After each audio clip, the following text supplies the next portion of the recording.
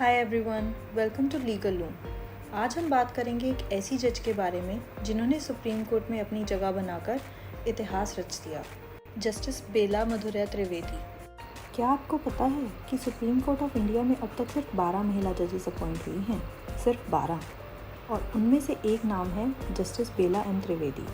उनका सफ़र गुजरात के lower court से लेकर सुप्रीम कोर्ट तक काफ़ी इंस्पायरिंग रहा, पर उनकी लेगेसी सिर्फ फर्स्ट तक सीमित नहीं है, बल्कि उनकी जजमेंट्स ने कॉन्स्टिट्यूशनल इंटरप्रिटेशन को रीडिफाइन किया है।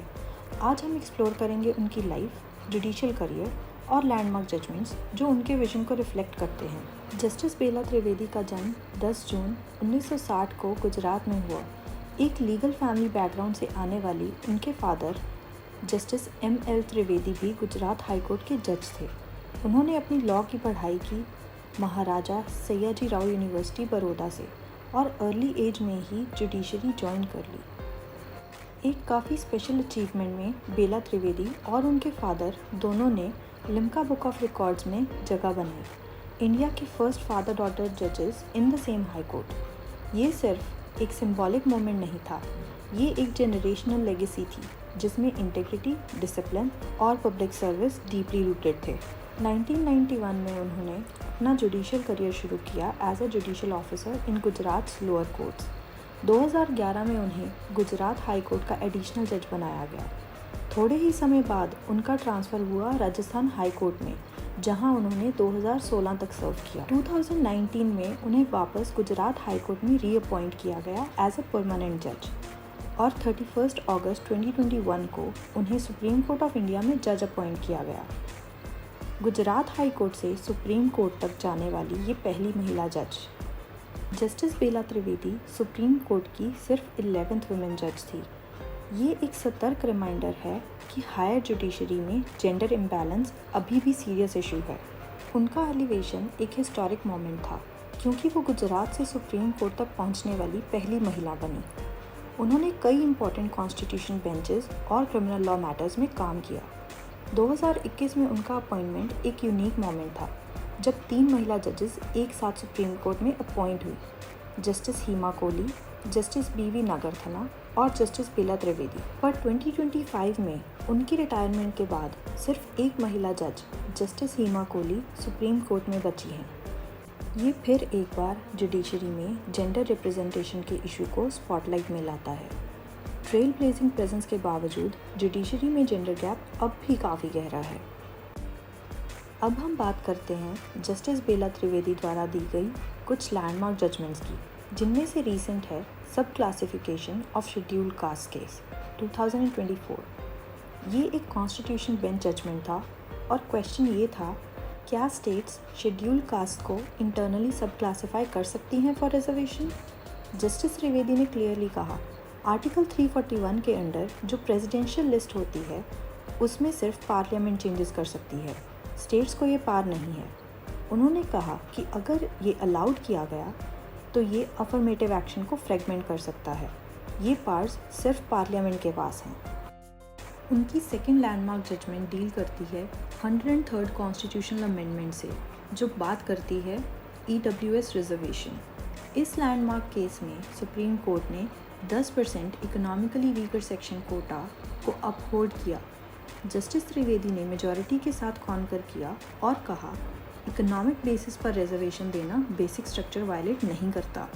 उन्होंने कहा कि आज की इंडिया में इकोनॉमिक डिसएडवांटेज भी एक वैलिड ग्राउंड है for affirmative action.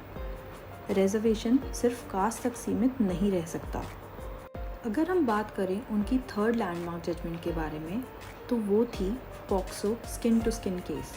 Bombay High Court ने एक कंट्रोवर्शियल रूलिंग दी थी कि स्किन टू स्किन कांटेक्ट होना ज़रूरी है for sexual assault under POCSO. Justice Trivedi ने इस इंटरप्रिटेशन को कैटेगोरिकली रिजेक्ट किया।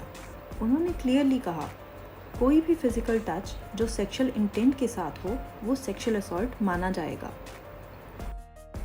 उन्होंने कहा कि लॉ का मकसद बच्चों को हर तरह के अब्यूज़ से बचाना है, ना कि उसके इंटेंट को नैरो टेक्निकलिटीज़ से डिफीट करना। अगर हम बात करें उनके स्टाइल की, तो जस्टिस त्रिवेदी का स्टाइल जुडिशियल रिस्ट्रेंट और क्लैरिटी के लिए जाना जाता है। उनका अप्रोच टेक्सचुअल बट प्रोग्रेसिव था। वो जुडिशल ओवररीच के खिलाफ थीं। कोर्ट रूम में वो डिसिप्लिन और एफिशिएंसी दोनों को ही प्रायोरिटी देती थीं। डिलेज या प्रोसीजरल लेक्सिटी के लिए उनका ज़ीरो टॉलरेंस था। वो बार बार 3 चीज़ों को एम्फेसाइज करती थी, जो था जुडिशल इंडिपेंडेंस, विमेंस राइट्स और कॉन्स्टिट्यूशनल बाउंड्रीज़ की रिस्पेक्ट। आइए अब जानते हैं उनके रिटायरमेंट के बारे में। एक्चुअल में तो उनको रिटायरमेंट लेनी थी 10 जून 2025 को, बट वो अपने काम में इतनी एफिशिएंट थी कि उन्होंने अपनी रिस्पॉन्सिबिलिटीज़ को पहले ही ख़त्म कर दिया। अगर देखा जाए तो वो अपने साथ क्या छोड़ के गई? लैंडमार्क जजमेंट्स की एक स्ट्रॉन्ग लेगेसी, एक प्रोफेशनल एक्सीलेंस का एग्जाम्पल और एक डिसिप्लिन कोर्ट रूम कल्चर। पर उनकी रिटायरमेंट के बाद सुप्रीम कोर्ट में सिर्फ एक महिला जज बची। आउट ऑफ 34 जजेस सिर्फ एक। लीगल कम्युनिटी ने इसके बाद डिमांड की, जो थी सिस्टमैटिक रिफॉर्म्स जिसमें जेंडर रिप्रेजेंटेशन इम्प्रूव हो हायर जुडिशरी में। जस्टिस त्रिवेदी ने प्रूव किया कि जुडिशरी में महिलाएं एक्सेप्शंस नहीं हैं बल्कि एसेंशियल हैं। जस्टिस बेला त्रिवेदी की जर्नी सिर्फ एक महिला के पावर तक पहुंचने की कहानी नहीं है, ये जुडिशरी का एक आईना है। इसमें हमारी प्रोग्रेस भी दिखती है, स्ट्रगल्स भी, और वो काम भी जो अभी बाकी हैं। आपका क्या मानना है? क्या वुमेन जजेस के लिए इंडिया में और इंस्टीट्यूशनल मैकेनिज़म्स होने चाहिए? जुडिशरी में जेंडर रिप्रेजेंटेशन बढ़ने के लिए क्या रिफॉर्म ज़रूरी हैं? कमेंट्स में अपना ओपिनियन ज़रूर बताएं। और ऐसे ही जस्टिस सिस्टम के अंदर की स्टोरीज़ सिंपल, प्रोफेशनल और पावरफुल तरीके से देखते रहिए लीगल लूम के साथ। अगर आपको ये वीडियो अच्छा लगा हो तो इसे प्लीज़ लाइक और शेयर करें। चैनल को सब्सक्राइब करना ना भूलें और ऐसे ही नए लीगल अपडेट्स के लिए बेल आइकन ज़रूर दबाएं। Thank you.